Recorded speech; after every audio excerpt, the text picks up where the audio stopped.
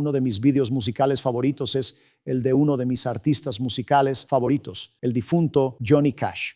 Hizo un video titulado Hurt, de una canción cuyo autor es un músico llamado Trent Reznor, y algunos lo consideran el mejor video musical que se ha hecho nunca. Hay una escena en la que Johnny Cash está hablando de su imperio de suciedad y desestimando todos los elogios, trofeos y premios a lo largo de su vida de estrellato y música. Y básicamente lo llama con la letra de esa canción un imperio de suciedad. Vaya pensamiento, vaya resumen, en cierto modo. He estado pensando en la vida de Salomón, mirándola a través de la lente del libro de Eclesiastés. Y pensé en esa canción y en ese video musical y en un imperio de suciedad cuando leí las palabras de Eclesiastés 2, verso 10, donde Salomón escribe: no negué a mis ojos ninguna cosa que desearan, ni aparté mi corazón de placer alguno, porque mi corazón gozó de todo mi trabajo, y esta fue mi parte de toda mi faena.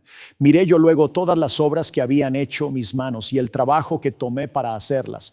Y he aquí, escribe, todo era vanidad y aflicción de espíritu, y sin provecho debajo del sol. Todo era vanidad y el viento se apoderaba de todo. Esa fue la forma en que Salomón dijo: mi imperio de suciedad puedes tenerlo todo. Aunque Salomón escribió eso hace muchos miles de años, en una época diferente, las lecciones siguen ahí. Y la futilidad de la vida, la vanidad de la vida, como él la llama, sigue ahí. Cuando miramos la vida de Salomón, y ya he hablado aquí sobre su ascenso al trono, el tiempo que reinó, y cuando lo miras en el sentido del tercer acto de su vida que la Biblia registra, el final de su vida, la Biblia nos dice que no terminó muy bien. Dejó que sus muchas esposas extranjeras trajeran sus dioses y falsas religiones, y se convirtió en muchas de ellas, y trajo eso a la nación. Lo vemos en Primera de Reyes 11, versículo 1, y hay varios versículos más que describen exactamente hasta qué punto Salomón se apartó de la obediencia a Dios que prometió al principio de su reinado y lo que hizo.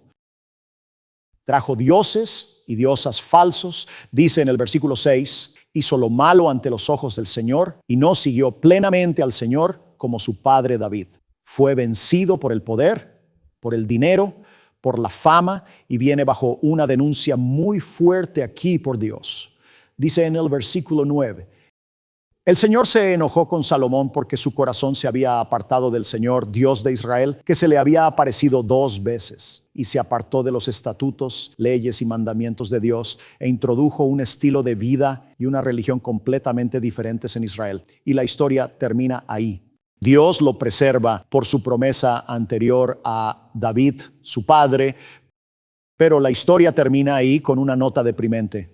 A veces la gente se pregunta, ¿cuál es el destino eterno de Salomón? La Biblia no nos lo dice directamente, pero creo que cuando se entiende el plan de Dios, el propósito de Dios, el propósito de Israel como nación y cómo Salomón jugó un papel en ello, creo que hay razones para esperar que Dios aún no haya terminado con Salomón, que en su plan general de salvación para la humanidad, Salomón todavía pueda levantarse y tener la oportunidad de arrepentirse y aprender verdaderamente la plena sabiduría de Dios a través de Jesucristo y su sacrificio y lo que eso significa para el plan de Dios. Porque he mirado la vida de Salomón a través del lente del libro que escribió Eclesiastés. Como he dicho, es un camino largo y sinuoso. Y creo que al final del libro del Eclesiastés hay un pequeño rayo de entendimiento que tal vez deberíamos al menos terminar para hacer el dicho final sobre la vida de Salomón. Está al final del capítulo 12 de Eclesiastés.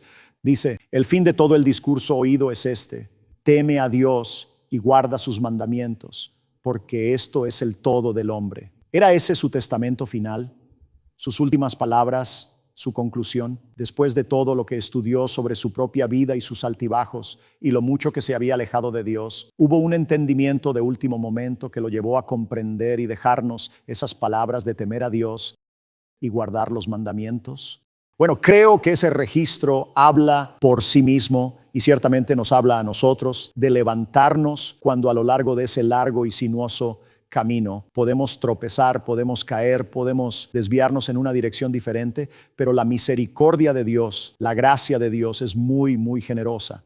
Podemos arrepentirnos, podemos volver, podemos sacudirnos el polvo y podemos seguir avanzando en línea recta en el viaje hacia la justicia y hacia el reino venidero de Dios. Después de todo, las palabras más importantes que debemos recordar del libro de Eclesiastés, y tal vez eso es lo que el propio Salomón aprendió, es que todo el deber de nuestra vida es temer a Dios y guardar los mandamientos. Estas son algunas lecciones importantes por aprender mientras observamos la vida de Salomón a través de Eclesiastés y podemos aplicar esas lecciones hoy. Esto es BT Daily. Hasta la próxima.